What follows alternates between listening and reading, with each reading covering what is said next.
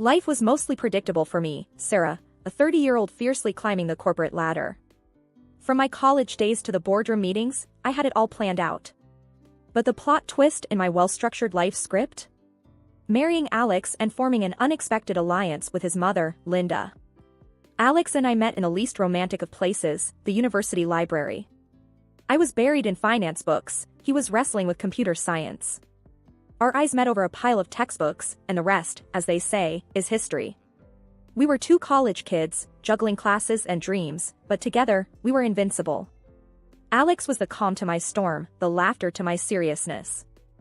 Our friend Brian, a pal from college days, played a big part in our lives too. He was the one who vouched for Alex, getting him a job as an IT guy at his firm. Brian and his wife, Rachel, were like the couple version of that cozy, familiar cafe you love, always welcoming, always a good time. Then came Linda, Alex's mom. I'd heard the horror stories, the meddling, the judging. But Linda? She was different. Warmth radiated from her like the sun on a chilly morning. She welcomed me not just into her family but into her heart. Sarah, you're exactly what Alex needs. A strong, smart woman. He's a lucky man, Linda would say, her eyes twinkling with sincerity. And somehow, her words made me feel not just accepted, but cherished. Our relationship was a dance of mutual respect and affection. Even on my busiest days, I'd make time to call her, just to check in. Hey, Linda, it's Sarah. How are you holding up? Oh, dear, just the usual. But tell me, how's work? Don't let them overwork you, Linda would reply, her voice always laced with concern. We'd chat about everything and nothing, from her legendary apple pie recipe to the latest office politics. Linda wasn't just my mother-in-law, she was a confidant, a friend. We were a trio bound by love, but even the strongest bonds can fray under the weight of unspoken truths and unmet expectations. And as the days rolled into nights, the cracks began to widen, setting the stage for a storm that was silently brewing on the horizon. The glow of my career cast a shadow over my personal life. With each promotion and business trip, the distance between Alex and me grew. Our home, once a sanctuary, started to feel more like a hotel for me, a place to crash between flights. One evening, I returned from a grueling 2-week trip. The house greeted me with a cold silence and a mess that seemed to scream neglect. Pizza boxes piled up like a monument to Alex's apathy, and the laundry basket overflowed, a testament to the widening gap in our relationship. Alex, this is ridiculous. It looks like a dump here. I snapped, my frustration boiling over as I surveyed the chaos. He looked up from his computer, his eyes barely registering my presence. Hey, Sarah. Chill. Yeah, it's just a bit of mess. No big deal. No big deal? I work my butt off, and you can't even manage to keep the house clean? Is that asking too much? My voice was sharp, the words slicing through the tense air. He shrugged, a dismissive gesture that fueled my anger. You know I'm not Mr. Clean. Why fuss about it? Why? Because I live here too, Alex. Because we're supposed to be a team. The words tumbled out, raw and unfiltered. The conversation, if you could call it that, ended with cold silence. Our home felt more like a battleground, our conversations reduced to terse exchanges and resentful glances. The next day, Linda called. Her voice, usually so warm and comforting, carried a note of concern that made my heart sink. Sarah, dear, is everything all right? You sounded off yesterday. I sighed, the weight of the unspoken truths heavy on my chest. It's been tough, Linda. The house, Alex, everything seems to be falling apart. Linda was silent for a moment, then spoke with a firmness that was rare for her. Sarah, you're doing your best. But Alex needs to step up. You can't carry the load alone. Her words were a balm, a reminder that I wasn't in this turmoil alone. But they were also a stark reminder of the growing rift between Alex and me. That night, as I lay in bed, the moonlight casting a soft glow in the room, I couldn't shake the feeling of disquiet. The once comforting silence now felt oppressive, filled with the echoes of our failing relationship. Alex, we need to talk. This can't go on, I whispered into the darkness. He turned to face me, his face a mask of indifference. What's there to talk about, Sarah? It's just a bit of mess, not the end of the world. But it's not just the mess, Alex. It's us. We're drifting apart, and if we don't do something, I'm afraid we'll end up strangers living under the same roof. He didn't respond, the silence between us growing louder than any words could. In that moment, I realized that the cracks weren't just beginning to show, they were widening, threatening to split the very foundation of our marriage. The days leading up to Thanksgiving were supposed to be filled with the warmth of family and the joy of togetherness. However, life had other plans. Linda was hospitalized due to an exacerbation of her chronic illness. The hospital's sterile, impersonal halls were a stark contrast to the festive atmosphere we had hoped for. Sitting by her hospital bed, I held her hand, her usual warmth diminished by the cold touch of 4 needles. Linda, you won't spend Thanksgiving here. I'll pick you up and we'll celebrate at home, just like we always do, I assured her, squeezing her hand gently. She smiled weakly, a shadow of her usual vibrant self. Thank you, dear. But what about your work? You're always so busy, she murmured, concern for me outweighing her own discomfort. Don't worry about that, Linda.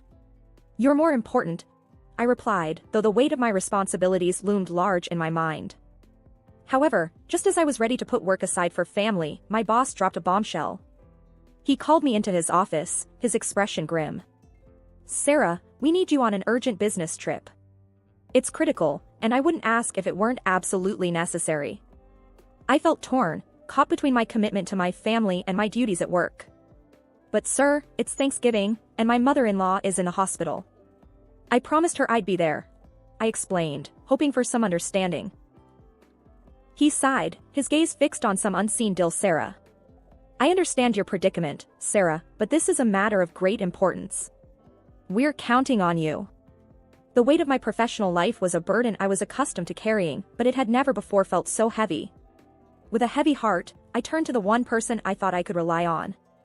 Alex, I have to go on this trip. It's urgent. Can you please make sure your mom is taken care of? Pick her up from the hospital on Thanksgiving Day.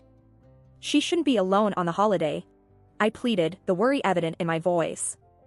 Alex, who had been more distant lately, seemed to understand the gravity of the situation. He nodded, a glimmer of the man I once knew shining through. Of course, Sarah. I'll take care of Mom.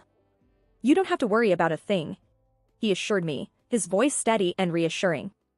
Reluctantly, I packed my bags, my mind a chaotic mix of client meetings and concern for Linda.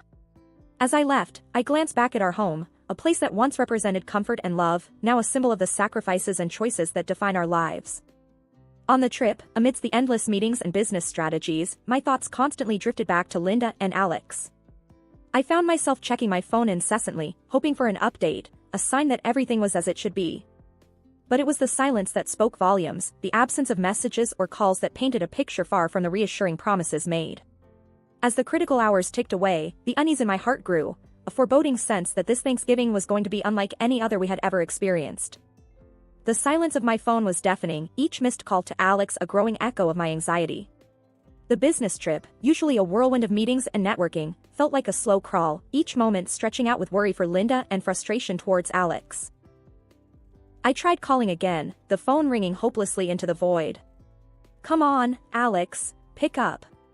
I muttered under my breath, the bustling airport around me fading into a blur. The call went to voicemail, again. My mind raced with worst-case scenarios, each more troubling than the last. In desperation, I dialed Linda's number, half expecting the same cold silence. But after a few rings, her frail voice came through, weak and tinged with sadness. Linda, it's Sarah. I've been trying to reach Alex. How are you? Is everything set for Thanksgiving? My words tumbled out, a mix of hope and dread. Oh, Sarah. Linda's voice broke, a soft sob cutting through. I'm still at the hospital. Alex, he didn't come. My heart sank, a heavy weight of betrayal and worry settling in. What? But he promised. He said he'd be there for you. The words felt hollow, a stark contrast to the chaos of emotions inside me. I know, dear. I waited, but Linda's voice trailed off, the hurt unmistakable. Anger and concern battled within me. How could Alex do this? How could he leave his own mother alone in the hospital, especially on Thanksgiving? I knew I had to act, and fast. Linda, I'm so sorry. I'm coming back right now. I'll sort this out, I promise. With a shaky hand, I dialed my boss, the urgency in my voice cutting through the formalities. Sir, I need to go back. It's an emergency. My family needs me. I'm sorry, but I can't stay. To my relief, he understood. Go, Sarah. Family is important. We'll manage here. The relief was short-lived, replaced by a sense of urgency. I rushed through the airport, each step fueled by a mix of worry for Linda and a growing anger towards Alex. As the plane took off, my mind raced with unanswered questions. Why didn't Alex pick up Linda? Where was he? And most importantly, what would I find when I got back? The flight felt like an eternity, each mile home a mix of dread and determination. I was going back, not just to salvage the remains of Thanksgiving, but to confront the unsettling truths that lay hidden behind Alex's unanswered calls. After the draining flight and the tense drive, the world seemed to slow down as Linda and I approached her house. I managed to pick her up from the hospital. The night was unusually quiet, the kind of quiet that feels heavy, loaded with unspoken truths waiting to burst forth. I glanced at Linda, her face etched with the pain of her son's betrayal. Her silent tears were a sharp reminder of the reality we were about to face. I reached for her hand, offering a silent promise of support, no matter what lay behind the closed door of her home. Pulling into the driveway, I hesitated for a moment before picking up my phone. It was time to confront Alex, to demand the truth that had been so carelessly twisted. I dialed his number, my heart pounding against my chest. After a few rings, Alex's voice came through, casual, unaware of the storm that was about to hit. Hey, Sarah. What's up? Alex, where are you? And where's your mom? My voice was steady, each word a carefully laid trap. There was a brief pause, and then, oh, Mom's right here. We're at her place, getting things ready for Thanksgiving, just like we planned. The lie was so blatant, so hurtful, that for a moment, I couldn't breathe. Linda, sitting beside me, let out a soft whimper, her heartbreak audible in the cramped space of the car. I ended the call and turned to Linda, her face a portrait of a mother's heart shattered by her own son's lies. We're going to get to the bottom of this, I assured her, though my voice trembled with my own swirling emotions. Linda nodded, a silent warrior bracing for the battle ahead. We got out of the car and walked up to the front door. The familiarity of the place, once a symbol of family gatherings and joyous celebrations, now felt tainted, corrupted by the web of lies spun within its walls. Linda, with a hand that trembled ever so slightly, unlocked the door. We stepped inside, the dimly lit hallway leading us towards the faint sounds of conversation and laughter, a stark contrast to the somber mood that clung to us like a second skin. As we moved quietly towards the living room, the reality of the situation hit me like a physical blow. There, in a scene that seemed surreal in its normalcy, was Alex, sitting cozily next to Rachel, Brian's wife. The laughter, the intimacy of their posture, spoke volumes of the betrayal that had been hiding in plain sight. For a moment, time stood still. The air was thick with tension, the silence a stark prelude to the storm of emotions about to be unleashed. Linda's presence beside me was both a source of strength and a poignant reminder of the pain inflicted not just on a wife, but on a mother. The silence in the room was deafening, the air thick with the tension of a moment that none of us could have imagined. Alex and Rachel, caught in the act, looked like deer in headlights, their guilt written all over their faces. What the hell is this, Alex? My voice was a mix of rage and disbelief, my words cutting through the silence like a knife. Alex stuttered, his usual laid-back demeanor shattered by the gravity of the situation. Sarah, it's not what it looks like. I can explain. Explain? Explain how you could do this to your own mother. To me? I shot back, the fury in my voice making my hands tremble. Linda stood silently, her eyes fixed on her son, the pain and betrayal in her gaze more piercing than any words could ever be. Rachel, her face pale and tear-streaked, finally found her voice. Sarah, please, don't tell Brian. This was a mistake. A terrible mistake. Mistake? You call this a mistake? I couldn't contain the bitterness in my voice. You both made choices, selfish, hurtful choices. And now, you want to sweep it all under the rug like it's nothing? Alex tried to speak, to salvage what little he could from the wreckage of lies. Sarah, please, let's talk about this. We can fix it.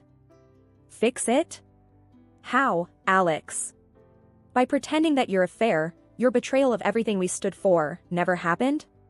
The room felt smaller, the walls closing in with the weight of the truth now laid bare. Linda, who had been a silent witness to the unfolding drama, finally spoke, her voice a soft yet formidable force. Alex, how could you? After everything, how could you do this to your family?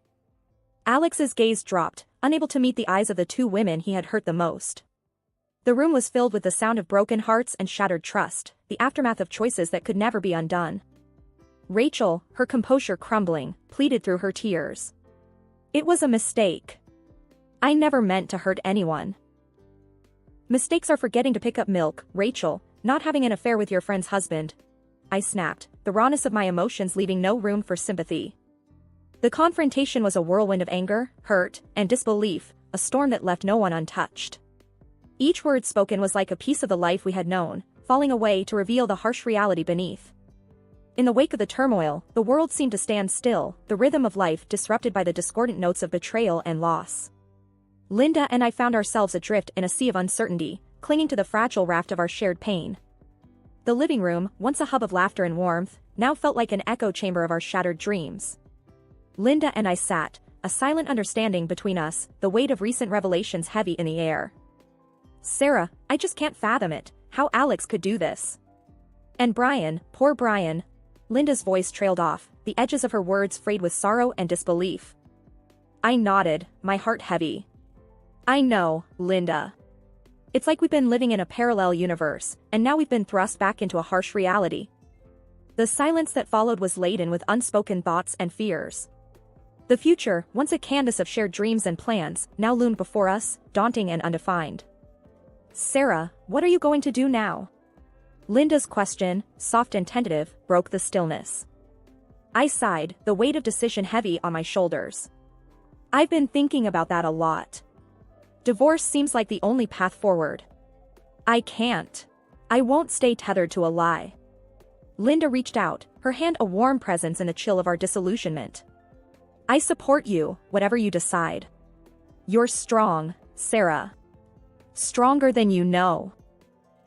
Her words were a balm to my weary soul, a reminder that even in the darkest times, we are never truly alone. The days that followed were a blur of activity, a flurry of paperwork and decisions that seemed to strip the color from the world. The word divorce echoed in the empty spaces of our home, a stark reminder of all that had been lost. Alex's attempts at reconciliation fell on deaf ears. His presence, once a source of comfort and joy, was now a specter of betrayal, a ghost haunting the corridors of my heart. Sarah, please. Can we not try to work through this? I'm sorry, more sorry than you can imagine, Alex pleaded, his words a desperate attempt to bridge the chasm his actions had created. Sorry doesn't undo what you did, Alex. It doesn't erase the pain, the lies. I need to find my way forward, and I can't do that with you, I replied, my voice a steady anchor in the storm of my emotions. The revelation of Alex and Rachel's affair sent shockwaves through our lives, but the fallout didn't end there. Brian, who had been a friend and ally, was blindsided by the betrayal. His decision was swift and final. Alex lost not only his wife but his job as well, the consequences of his actions leaving him isolated and exposed. Rachel, too, faced the harsh aftermath as Brian filed for divorce, the trust in their marriage irreparably broken. The garden was serene, a tranquil oasis where Linda and I sat, surrounded by the vivid tapestry of autumn. The air was crisp, carrying the scent of change, a reminder that even in life's coldest moments, warmth and beauty could still be found. Linda broke the silence, her voice thoughtful. You know, Sarah, life never stops surprising us. Just when we think we have it all figured out, it turns everything upside down. I smiled, feeling the truth in her words. It sure does. But somehow, it's in these upside-down moments that we really find our strength, don't you think? She nodded, her eyes reflecting the wisdom of experiences lived and lessons learned. Absolutely. Strength and maybe a bit of stubbornness too. Our laughter mingled with the gentle rustle of leaves, a symphony of resilience and renewed spirit. The conversation drifted, touching on memories, dreams, and the open road ahead. I've been giving it a lot of thought. I began, the idea that had been simmering in my mind now ready to be shared. I think it's time for a new chapter, Linda. A new place, new faces, a new start. Linda's eyes widened slightly, a mix of surprise and understanding. A new place? That's a big step. But if anyone can make it work, it's you, Sarah. What's on your mind? Somewhere far from here. A place where the past doesn't linger around every corner. I want to rediscover myself, outside the shadows of what's happened, I said, the words painting a picture of hope and liberation. Linda reached for my hand, her touch a warm anchor in the sea of uncertainty. You'll always have a place here, Sarah. No distance can change that. And remember, I'm just a phone call away, day or night.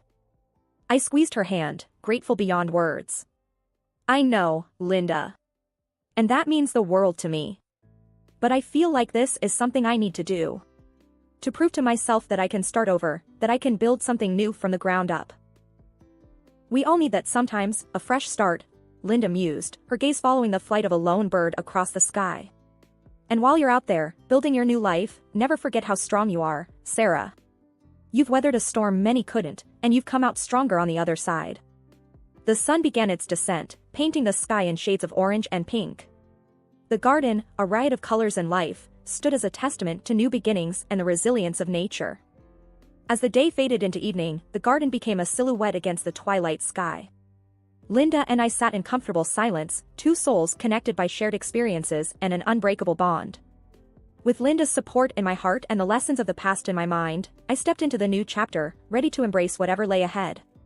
The journey wasn't about forgetting or leaving behind, it was about moving forward, carrying the wisdom of experience as a beacon in the journey towards a new horizon.